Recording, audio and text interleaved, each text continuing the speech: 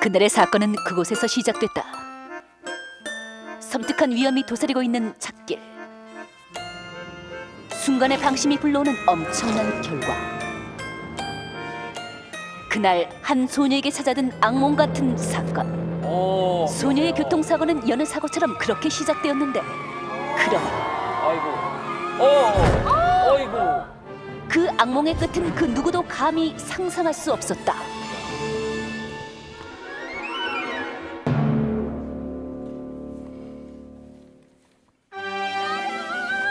그 누가 여자는 약하다고 말했던가? 대한민국 아줌마는 버스보다 빠르다.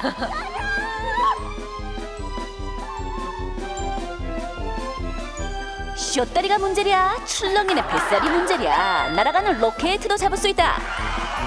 자식을 위해서라면 엄청난 괴력을 발휘하는 그녀들의 이름은 어머니. 사건의 주인공 이선혜 씨 역시도 투철한 모성의 소유자. 그런데 그녀에게 조금 남다른 것이 있었으니 도시락 가져가야지. 오늘 도시락까지 가는 건 아닌데. 아 그래. 잘 쌌다니까 안 흐르게. 엄마, 오늘 선생님이 일찍 끝내준다고 했어. 뭐? 선생님 것까지 싸우랬다고? 아 그럼 일진 얘기했어야지. 기다려. 안에서나 밖에서나 동네에서 알아주는 사오정이었다. 그러나 사오정 엄마 이선혜 씨 집엔 언제나 웃음과 행복으로 가득했다. 그리 넉넉하진 않지만 사랑스럽게 커가는 아이들, 그리고 자상한 남편이 그녀의 보험을 이뤄 단란한 가정을 지키기 위해 이선혜 씨는 언제나 최선을 다하는 엄마였다. 얘들아 오늘 저녁에 우리 뭐 해 먹을까? 난 카레만 빼고 다 좋아. 나도 어제도 카레라이스 먹었잖아. 나도 싫어, 카레. 그럼 오늘은 카레라이스로 하지 말고 딴 걸로 하지 그래. 그래요. 알았어요. 얘들아 밥 먹자. 그런데 오이? 역시 카레라이스. 아이, 엄마 또? 약간 아니, 사오정기가 카레라이스를 있는 이렇게 왜들 좋아하는 어머님이신가 거야? 봐요. 그렇네요. 그렇게들 좋아? 엄마는 못 말려. 그런데 바로 엄마의 못 말리는 특기가 진가를 발휘하게 되는 사건이 벌어지게 된다.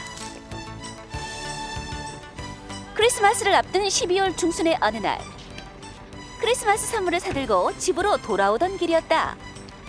새로 산 장난감을 놓고 오빠 성예와 동생 경희 사이에 실랑이가 벌어지는데, 얘들아 싸우지 좀 마.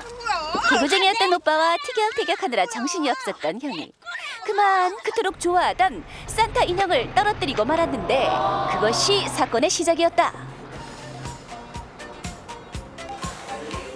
산타 인형이 떨어졌다는 사실을 모른 채 제과점에 들어가게 된 형이 또다시 산타클로스에 빠져드는데, 와 이쁘다, 산타 아저씨 안녕? 엄마, 산타. 아 얘는 한겨울에 산을 왜 타? 그럼 그렇지. 서우정 어머니 분이에요. 네, 아주 심하게 사오고. 내 산타 인형.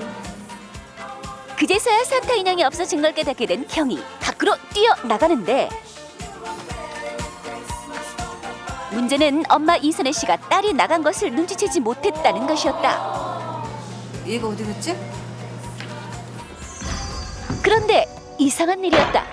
경이가 그토록 좋아하는 산타가 깨지는 게 아닌가. 실수를 하기엔 뭔가 불길했다.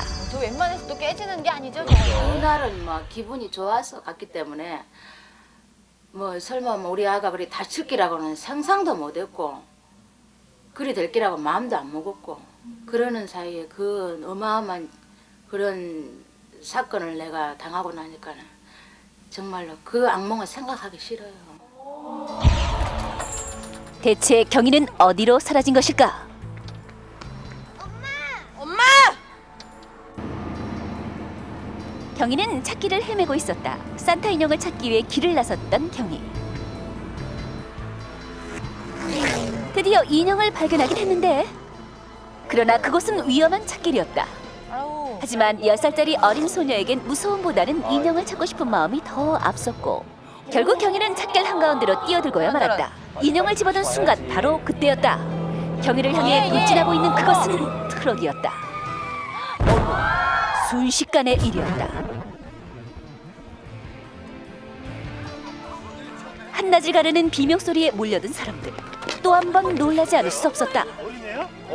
트럭과 정면 충돌한 어린 소년. 놀랍게도 경희는 트럭 밑에 깔려 있었다. 야야, 김산나, 어이, 정신 좀 차려라, 어이. 천만다행으로 경희는 살아있었지만 문제는 다리였다. 경희의 다리가 앞바퀴에 깔려버린 것이었다. 10살 소녀의 가녀린 다리가 감당하기엔 너무도 엄청난 트럭.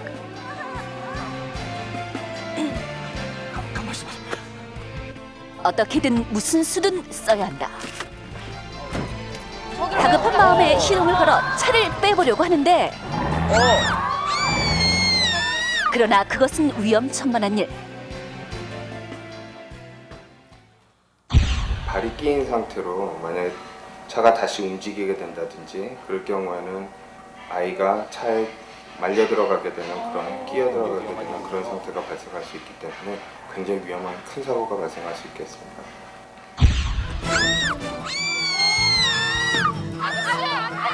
잘못하면 경희의 생명까지 위험해질 수 있다.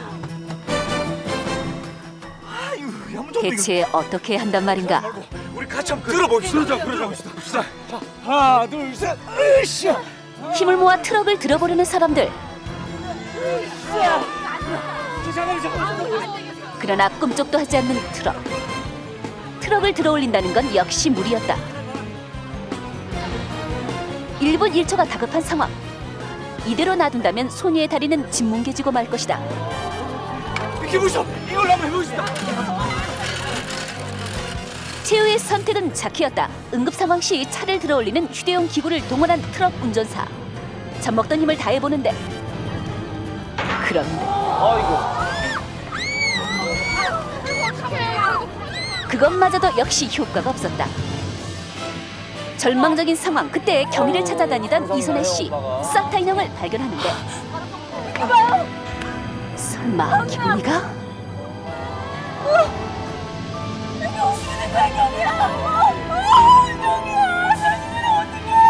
믿을 수 없는 일이었다. 죽을지 살지 모른다 생각 아닙니까? 이 애를 어떻게 하면은 살려야 되겠다. 살리고 싶다. 부모 마음. 그 순간 그 절박감이란 것은 아무라도 몰라요.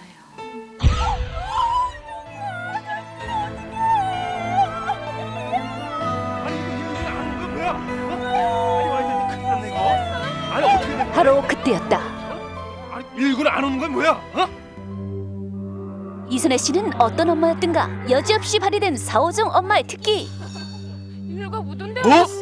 119가 못 온다고? 119가 못 온다고? 119가 못 온다고요? 사오정 엄마 이성애 씨는 119가 도착한다는 소리를 119가 못 온다고 잘못 알아듣고야 말았다. 그럴 순 없어. 내 딸을 살려야만 해. 자식을 위해서라면 못할 것이 없던 이성애 씨. 절망의 끝에서 딸을 위해 그녀가 선택한 것은 트럭을 올리겠다는 것이었다. 불가능한 일이었다. 트럭의 무게는 무려 1톤. 그런데 놀라운 일이었다. 자신 이외엔 그 어떤 희망도 없다고 생각한 이선혜 씨. 엄청난 괴력을 발휘 트럭을 들어올린 게 아닌가. 옆에 있잖아요. 모서리. 그걸 잡고 순간 나도 모르게 간세보살님 부처님! 간세보살님 부처님! 우리 딸 좀 살려주세요. 그것은 기적이었다.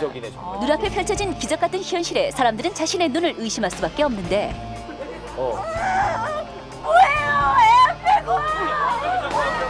어떻게 여자 혼자의 힘으로 트럭을 들어올릴 수 있단 말인가?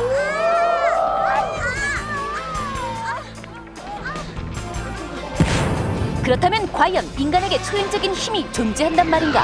위기 상황에 대처하도록 만들어진 신경이 교감신경이거든요. 그래서 이 교감신경이 활성화되면은 근육의 힘이나 또 우리 몸에서 그런 특별한 호르몬, 특히 아드레날린이라고 하는 호르몬이 나오면서 우리의 그런 그 힘이 몇 배로 늘어날 수 있도록 해주는 그런 그 생리적인 구조가 되어 있거든요. 엄마의 계력은 119마저 못 온다고 생각한 절박함에서 나온 것이었다. 그런데 위기 상황에서 발휘할 수 있는 힘은 자신의 몸무게의 5배. 그렇다면 엄마의 몸무게는 70kg, 5배의 힘을 발휘했다고 해도 350kg밖에 들 수 없는 상황, 어떻게 가능했을까? 이렇게 하중을 받고 있고, 그다음에 어머니가 들어 올린 부분이 그 앞부분인데 대략 4등분 해도 이제 250kg 정도가 나오는 걸로 알고 있는데, 실질적으로 차량 무게는 한 1.5톤 정도 되지 않을까 이렇게 생각이 되거든요. 그래서 그 어머니가 들어 올리신 무게는 약 한 370kg 정도. 에어백을 이용해 앞바퀴를 들어올리는 구급대와 마찬가지로 엄마가 들어올린 것은 370kg 정도. 앞바퀴만 들어올렸기 때문에 가능한 일이었다. 결국 엄마의 괴력 덕분에 어린 소녀 경이는 트럭에서 빠져나올 수 있었고, 목숨은 물론 맑은 웃음까지도 지켜낼 수 있게 되었다. 엄마. 뭔데? 근데 오빠 어딨어? 성혜? 맞다.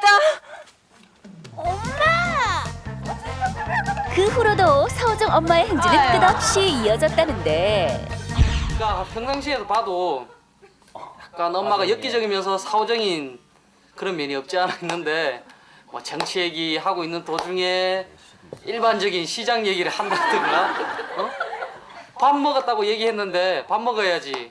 사오정 좋잖아요. 사오정 얼마나 그 좋은 일 많이 했노. 단지 이제 좀 기가 좀 어두워가지고 참 이제 버뜩버뜩 이야기를 못 들었다는 그게 사오정 그 이야기가 나오는가 본데, 사오정 구태 그 나쁜 소리는 아니라고 생각하는데, 그지요? 사건이 일어난 지 10년째. 당시 코올리게였던 어린 꼬마는 어떤 모습일까? 사건의 주인공 재경희 씨, 그날을 기억하시나요? 저 진짜 그때 안 구했으면 아마 죽을 수도 있는 그런 목숨이었는데, 엄마가 저를 위해서 딸 하나 구해보겠다고 그렇게까지 힘써가면서 딸 구했으니까 엄마한테 너무 고맙고, 지금은 엄마한테 너무 못해주니까 죄송스럽고. 그날의 상처가 희미해질수록 더욱 깊어져 가는 건 엄마에 대한 고마움이라는데, 하마터면 죽음으로 이별할 뻔한 가족이 지금 내 곁에 있을 수 있다는 게 얼마나 감사한 일인지 그들은 알고 있단다. 진짜 잘한 딸 되고 이렇게 잘 자라줘가지고 너무 고맙다. 내 딸 하나 잊어버리는가 싶어서 엄마는 너무 낙했는데. 악몽처럼 시작된 그날의 사건. 사랑이 있어 그들은 마침표를 찍을 수 있었단다. 행복이란 마침표를.